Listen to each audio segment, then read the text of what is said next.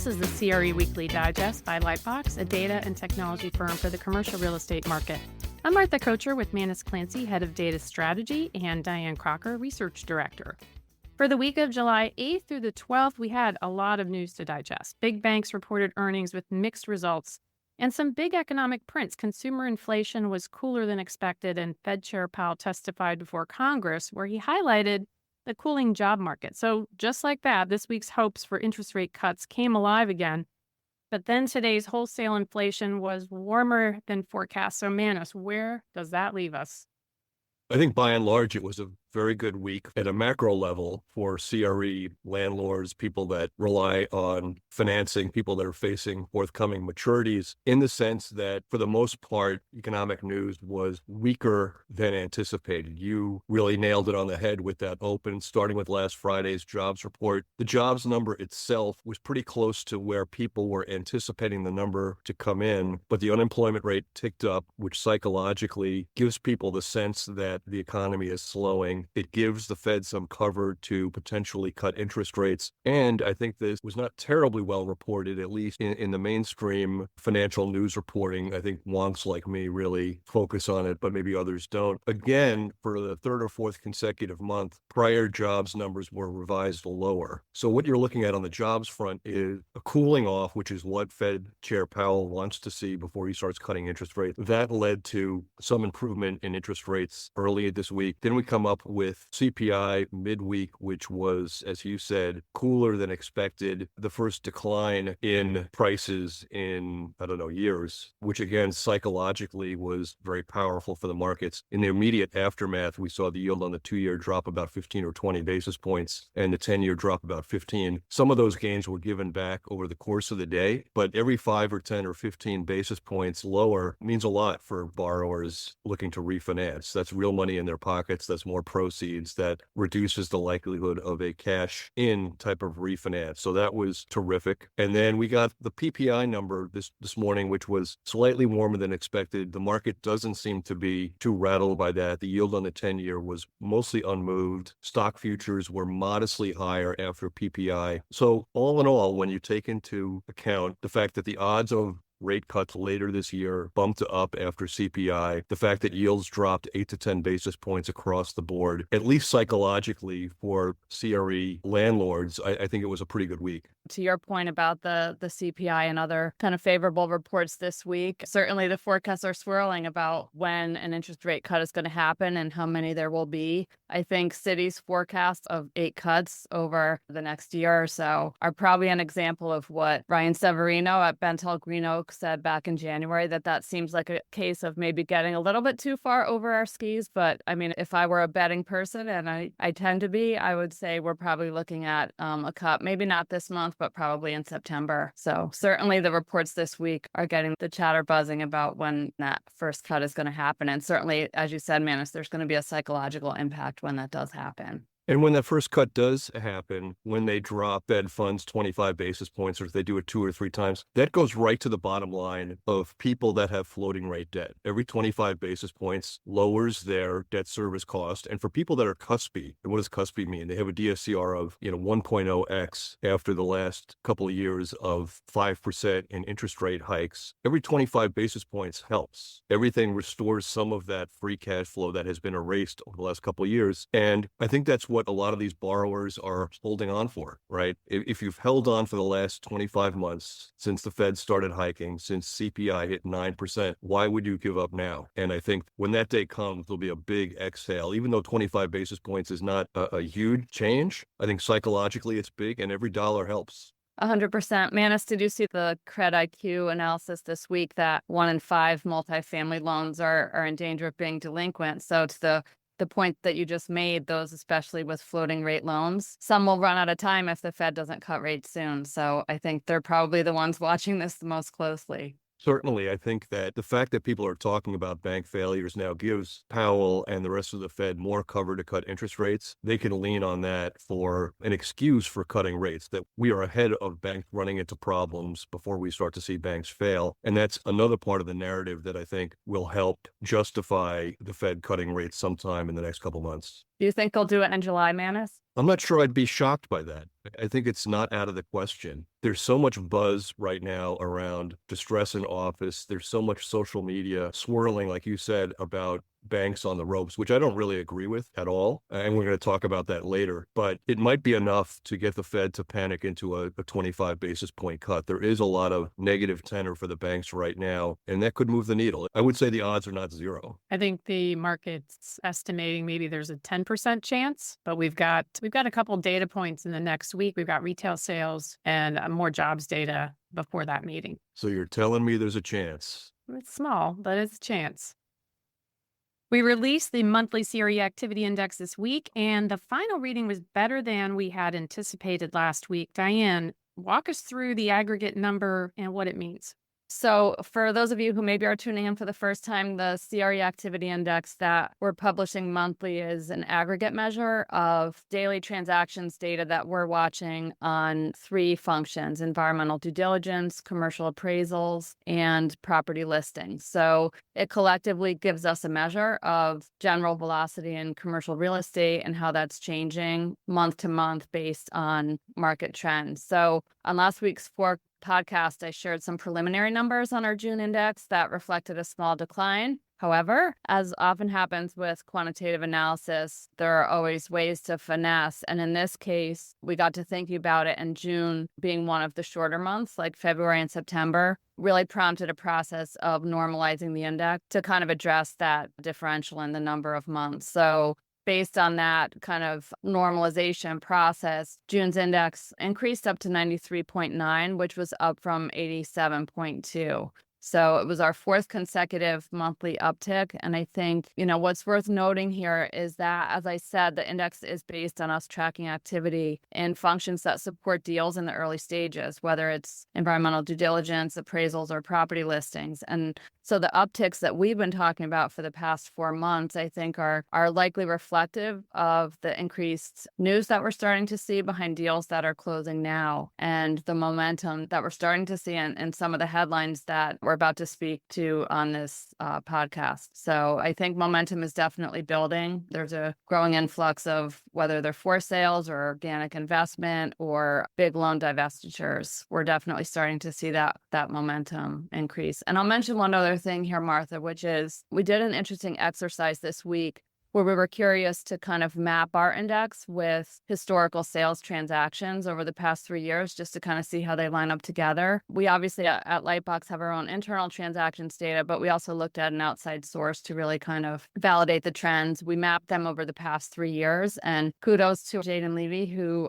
did a lot of the heavy lifting here. And it's interesting, if you look at the trend line of our index side by side with a trend line for transactions, they really look like echoes of each other. There certainly are some differences in magnitude, but the inflection points, the ebbs and the flows at key points like interest rate hikes are essentially the same. So thanks to Jaden for doing that. And I just wanted to mention that here because it demonstrates the index as a reflection of the broader trends that we're seeing in the transaction market, and especially as a leading indicator of where we might be headed, given that the functions that we're tracking support deals before they close. I think that last sentence that you said, Diane, was really important. Kudos to you and Nathan and Quinn from our team who collect the data every month and put it together in short order. When we talk about a leading indicator, historically, people would look at two things to justify or to support their argument that things are getting frothy or starting to pick up or we're reaching an inflection point. A really trailing indicator is the Fed flow of funds. That's what people have used in the past as an indicator of, have we seen froth in the market or have we seen a sign that liquidity has disappeared? And it's useful for model builders and so forth in the rearview mirror, but it's far from a real-time indicator. The other is sales transactions. But as data nerds like me know, that if you're relying on public records, those usually trail the closing of a loan or of a sale by a couple of weeks, maybe as many as 6 weeks in some cases. And usually the appraisals, the environmental phase ones, the listings come 2, 4, 8 weeks in the case of listings before the sales takes place. So this is really the leading indicator. And when you look back on the last couple of years, if we had been making this available in 2022, you would have seen real froth in the market. And that may have led some buyers at the end of that cycle to have said, maybe we should tap the brakes. This market really looks like it's out of control. And it wouldn't have been anecdotal. It would have been real data-driven evidence. So I love this index. I think it's going to be very useful for people that are on the fence about when it's time to take chips off the table and when it's time to put chips on the table. So kudos to you and the team for pulling this together. I think it's terrific. Yeah, thanks, Manis. It'll be interesting to see how it plays out now that we're definitely seeing momentum building and we could be approaching a point in the market, maybe in a year or so where it does get, as you said, frothy. And then one last thing is, as for the forecast, we're in July, we're approaching the middle of July. We have seen the index fall over the past 2 years in July. Just, we're in the season of summer downtime. So we may see a slight decline this month, but we'll have those numbers on the early August podcast. Yeah, I think that July and August will probably disappoint. The first week of July is always a time where everybody is out. You don't see a lot of transactions. The same is usually true of the last 2 weeks of August. So it wouldn't be surprising, to me at least, if we saw this level off or dip a little bit. But I think we're in a position where between the potential for rate cuts, between people dipping their toe into the market, and we're going to talk more about that later, the number of buyers we're seeing entering the market is very encouraging. And I think it's setting us up for a nice fourth quarter for the CRE market. We'll see with the wild card of the presidential election, of course. And the interest rate timing is something top of mind for me, too, as I'm deep into writing our Q2 market snapshot reports and thinking about the forecast, Manis, and it makes me want to pull out that magic 8-ball. Remember those? And I'm thinking of those answers like reply hazy, try again later. Fond memories from the backseat of the station wagon in the early 1980s. Well, we saw a number of reports this week indicate what we've been saying for the last 4 months, that there's a strengthening market for some sectors and declaring a bottom of the market. So even some of the more bearish reports that came out are saying that perhaps the worst is behind us. And you saw a number of data prints and points coming from Colliers, S&P, Green Street, and several others reiterating that fact. And that's something obviously you guys have been saying for the last couple of months. So another sign that at least we're reading the tea leaves correctly.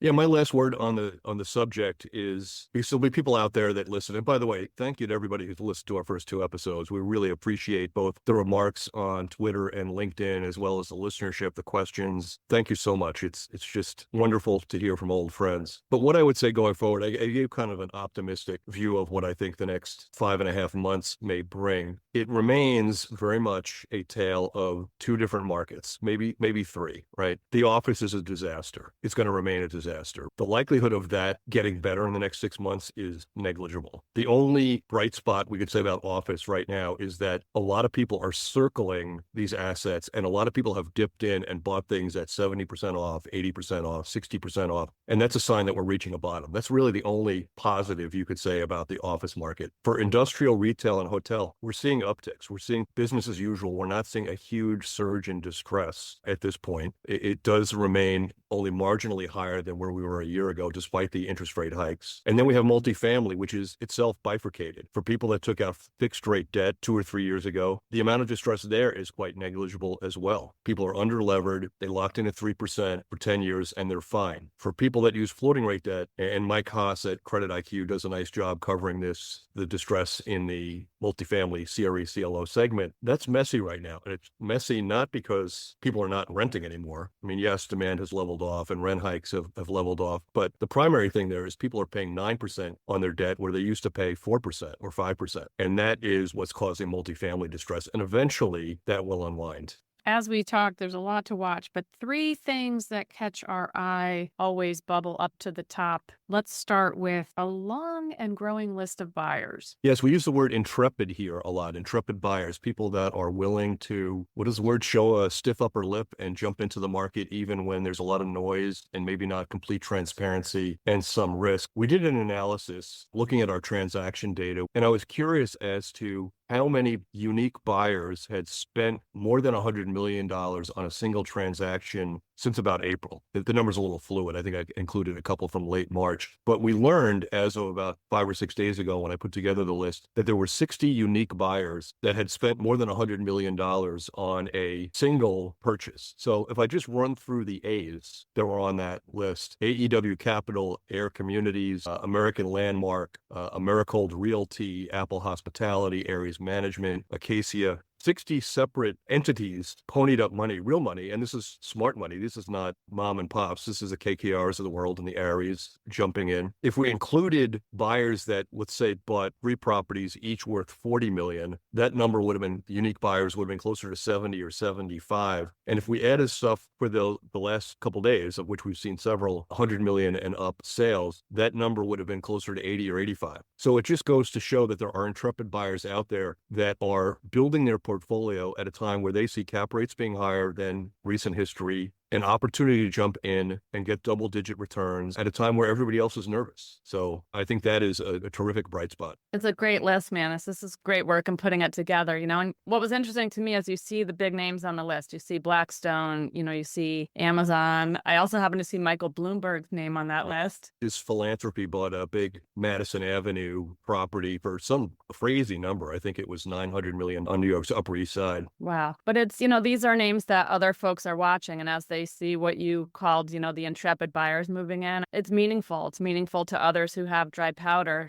thinking, okay, maybe we'll jump in the pool as well. So it's an interesting list. I'm curious to watch it grow over the next 90 days. Years ago, the Rockefeller family was selling Rock Center in Midtown Manhattan. This is probably 30 years ago, maybe 40 years ago. And the popular line when they were trying to sell this was, do you really want to be the guy who's buying what the Rockefellers are selling? Meaning the Rockefellers are pretty smart guys. They made a lot of money over time. Do you want to be buying what they're selling? And here it's kind of the inverse. Do you want to be sitting on the sidelines when the smart money is starting to deploy capital? And maybe that's the takeaway from this list. And that list we make publicly available on our website. If you'd like to get a copy, you can check it out at lightboxre.com. Or if you want us to send it to you directly, send us your email and we'll email it to you at podcast@lightboxre.com. So happy to share that analysis that Manus is talking about. And Manus, the next story is you talked about office and a lot of the bad news in office. This is kind of an opposite story. Yes, this is, call this the unicorn. This comes from the Washington Business Journal's Dan Brendel, somebody I've referred to many times over the years. His headline was, BXP doubles down on office plans for Reston Town Center in Virginia. Here, the story is that REIT wants to increase the amount of office space that it's building by almost 50% above what it had previously submitted plans for. BXP used to be known as Boston Properties. This week, they revealed plans to develop 5 new offices with a total footprint of 2.1 million square feet. This will replace 2 existing buildings and a parking lot. And to me, that's the unicorn. You don't see this very often, people coming in, certainly not putting out plans to build 2.1 million square feet of office on the East Coast. It just doesn't happen very often. The second story I have is kind of similar, the last of our big 3. This is another leap of faith. This is from Bryn Schaefer of the Los Angeles Business Journal. The headline there, Canon TTM is going to put $150 million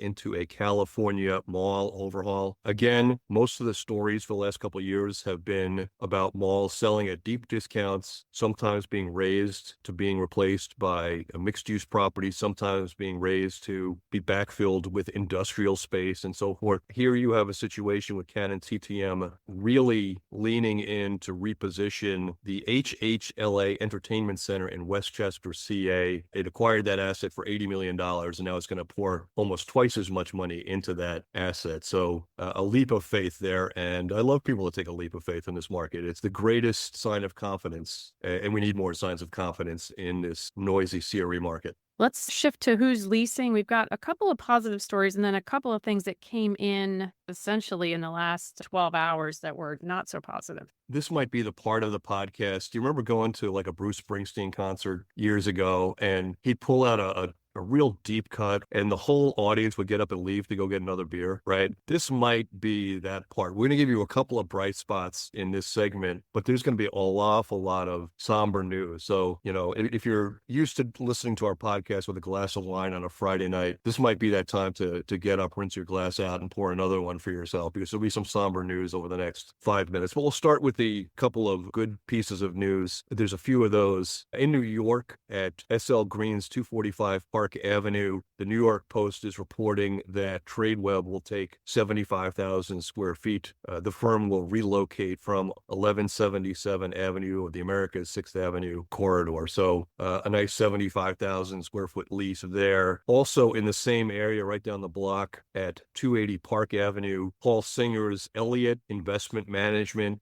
is taking 150,000 square feet. That reporting comes from Elizabeth Cryan of The Real Deal. The great news there is that it looks like the 150,000 square feet is an uptick in square footage from what they currently have on 57th Street. Those are the positive stories we have this week. I'll take a deep breath and I'm going to give you 3 negative ones, which were kind of, real body blows for certain markets in terms of what is already a bad story getting even worse. In Chicago, Aon is going to cut its square footage by 600,000 square feet. This story comes from Danny Ecker of Cranes. The firm is relocating from Lincolnshire, which is a suburb of Chicago, to Bannockburn. In Bannockburn, the firm will take 40,000 square feet. This is down from more than 600,000 square feet that the firm occupies currently. So in a market that is already suffering from big shadow vacancy, subleasing, people terminating leases, people downsizing, this is a real body blow, 600,000 square feet. And I should add that Aon once had 800,000 square feet. They had already given back 200,000 square feet, and now they're giving back another 600,000 square feet. 2 others that we saw only in the last 24 hours. In San Francisco, X, formerly Twitter, is going to put the entirety of its San Francisco office space out for sublease. The San Francisco market already north of 30% when it comes to vacancy. This will only add more inventory to a very, very troubled market where properties are selling for 60 or 70 or 80% off already. Disappointing turn there. And in Baltimore, this one just came out this morning. I believe it was the Baltimore Business Journal reporting this, that Stifel Nicholas, a brokerage house, you hear them on the radio a lot. They do midday updates for a lot of major U.S. radio networks. I love hearing their updates every day. They are going to downsize by about 2/3 in Baltimore, reducing their footprint from about 90,000 square feet to about 30,000 square feet. So Baltimore, another troubled market, lots of space available, especially downtown. And there we've seen some terrible comps as well in terms of deeply,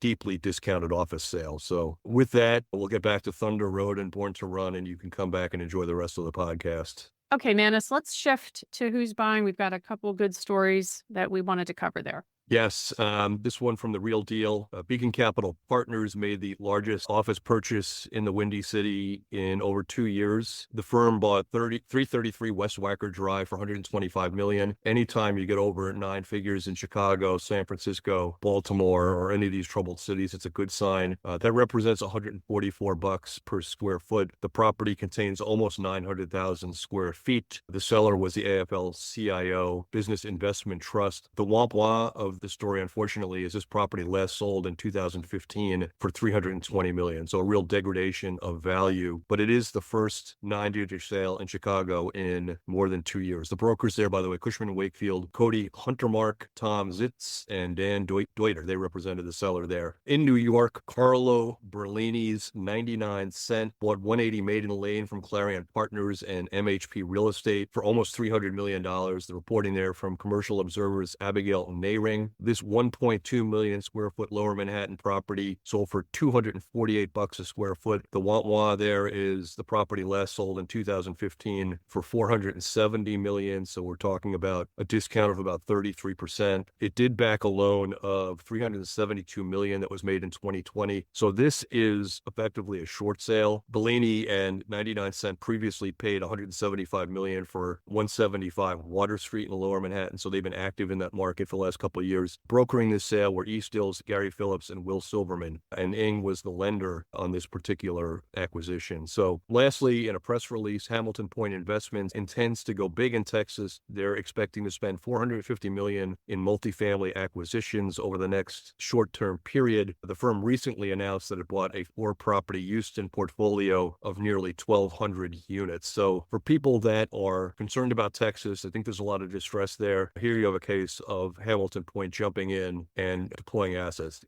consistent with what we were talking about at the top of the podcast. Those are interesting examples, man. It's, I was on Cape Cod last weekend and there were signs everywhere that we're just rounding out Shark Week. So in addition to wanting to watch Jaws again, which is a movie I find absolutely terrifying, it occurred to me listening to your buyer stories of interest and the list of top buyers over the past 90 days. To some extent, the sharks are circling in commercial real estate, as often happens at this point in the recovery, and the market's starting to get a sense that prices aren't likely to fall much further. So those buyer stories bring to mind Shark Week as I listen to you run them down. I'm picturing you, Diane, paddleboarding with the rich and famous up in Cape Cod. Were you out there paddleboarding with one of our former presidents and maybe some movie stars? I'll tell you, man, I saw a terrifying drone video of someone paddleboarding while a great white shark was in the water behind them. And on a paddleboard, you can't see that because the water glistens. So no, thank you. So normally we do a segment on who's developing. We had an interesting story that we saw a couple of weeks ago, and it was brought to mind when I saw that Costco has raised its membership fees. I don't think their hot dogs are more expensive. They're still $1.50, but the membership fees are going to be $65. And they reported net sales for the month of June surged 7.4%. So they're doing well, but they're getting into some interesting parts of real estate. Yeah, Martha, it was a story that just came out where Costco is progressing with a mixed-use model. So in addition to building a store that's relatively smaller footprint than what they're used to, it's including a certain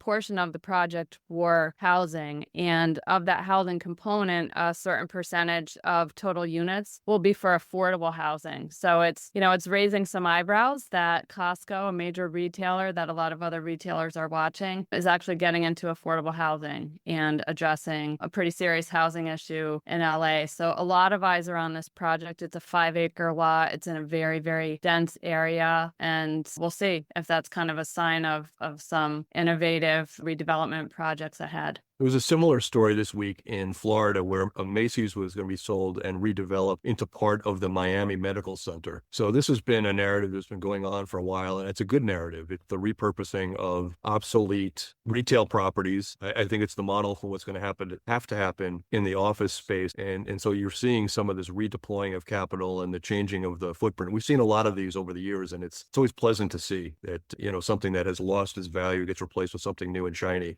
Yeah. And that's what makes this, I think, such an exciting phase for commercial real estate, because we're kind of dealing with the confluence of two major trends. One is the trends wrought by the global pandemic, which obviously is affecting office in a big way. But then you have kind of the natural evolution in other sectors like retail, where like the malls of the 80s with big hair and shoulder pads are becoming more of like experiential, immersive experiences like the example that you gave earlier. So it's an exciting time, I think, for creative redevelopers to step in and recreate real estate uses that are kind of more in line with the demand shifts that we've been seeing over the past couple of years. And a listener question that we got this past week from Joe the Golfer is, I believe, how he's identified himself. Why, Manus, do you think all of the headlines about forthcoming bank failures are overblown? And of course, as we led at the top, we had bank earnings that are still being dissected by analysts. So we'll see what that looks like. But what are your thoughts about that so far? I haven't been shy about this opinion either on the podcast, in my conversations with people in the market, or on social media. I do believe that this crisis, this downturn will be different. I do think that the downturns of the 1990s and 2008 were driven by extraordinary lack of discipline in lending. A lot of that lending was done by banks. And when I say lack of discipline, what I'm talking about, I'm not talking about letting borrowers have IO loans versus amortizing loans. That's not what we're talking about. What we're talking about is lending on spec buildings without a tenant in place already, or lending on the future prospects of a building for rent hikes, taking a building from $40 a square foot to $100 a square foot before those contracts are dried. Pro forma lending, things like overvaluations. When we saw in 2008, the epic losses we saw, and it was across every part of the market, multifamily, industrial, hotel, office, it was bad lending hygiene. And that hygiene, that bad hygiene, hygiene took place at a time when banks were not terribly well capitalized, and there wasn't all this lending that was taking place from non-financial institutions. Fast forward to today, what do you have? You have a situation where 3.5 of the major property types are performing pretty well. Half of multifamily is a mess, office is a disaster. So instead of all 5 property types being a disaster, you're not talking about that in 2024. Second item is banks are so much more well capitalized now that they were in 2008, that there's more capital there to blunt their losses. Point number 3 is a lot of this exuberance and bad lending practices that we saw over the last 2 or 3 years was done in the CRE CLO market. These loans were not being made by banks. 80% LTV loans on a floating rate basis were not often being made by banks. So you put that all together, I think you have distribution of bad debt. You have some parts of the market that are performing well, and you have a bigger capital base. I think what you're talking about 2 years hence is something like maybe another dozen banks fail, 20 banks fail. You're not talking the 300 to 500 banks that we saw fail between 2008 and 2011, or the 1,000 banks that failed between the late 1980s and 1992. If you're seeing that on social media, you should be licking your chops, because that means people are in panic mode and distressed assets will be available for purchase at deep discounts. And as Warren Buffett said, the time to be greedy is when everybody else is nervous.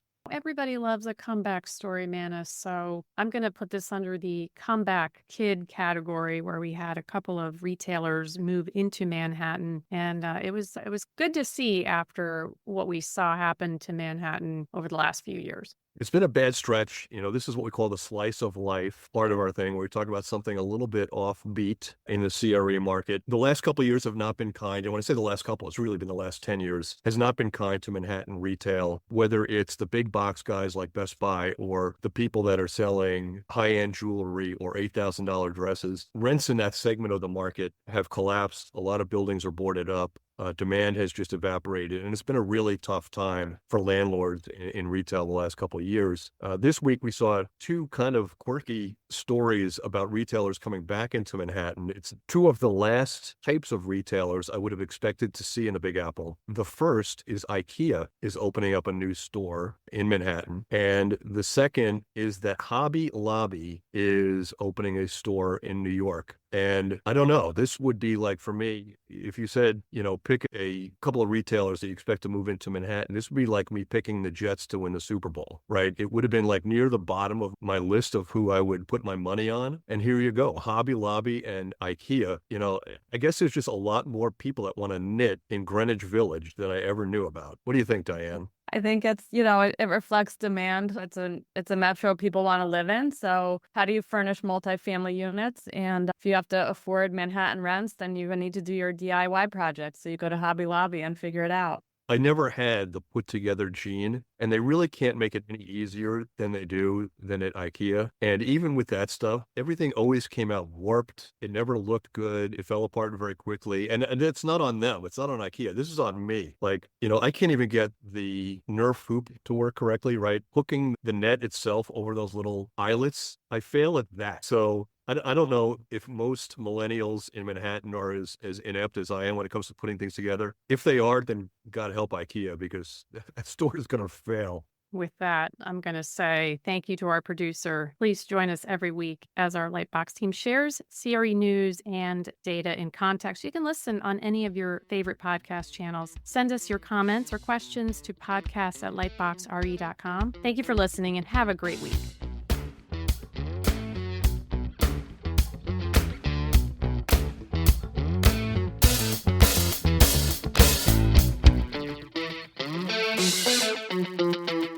Let's go.